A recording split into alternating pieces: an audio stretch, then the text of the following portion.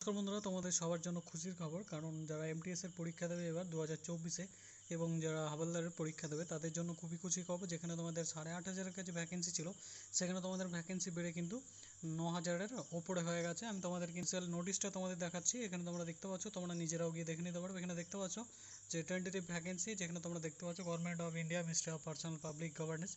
এখানে তোমাদের দেখতে পাচ্ছ 9,816টি ভ্যাকেন্সি কিন্তু বেড়ে গেছে। যেখানে তোমাদের ভ্যাকেন্সির সংখ্যা ছিল যে 8,000 সামথিং। তো আমি আরেকটা নোটিফিকেশান যেটা রয়েছে সেটাও দেখিয়ে দিচ্ছি তোমাদের, যেখানে তোমাদের লাস্ট ডেট কিন্তু বেড়ে গেছে। এবং এখানে তোমরা দেখতে পাচ্ছ এমটিএস এর 4,887টি ভ্যাকেন্সি ছিল 5,000-এর কাছাকাছি, সেই ভ্যাকেন্সিটি ইনক্রিজ করেছে। এখানে তোমাদের হয়ে গেছে 6,144টি। এবং এখানে তোমরা দেখতে পাচ্ছ গ্র্যান্ড টোটাল তোমাদের 9,816টি ভ্যাকেন্সি হয়ে গেছে। এবং এখানে তোমাদের যদি বলি, তো এখানে তোমরা কিন্তু যেটা রয়েছে আরও ভ্যাকেন্সি কিন্তু পরে বাড়ানো হতে পারে।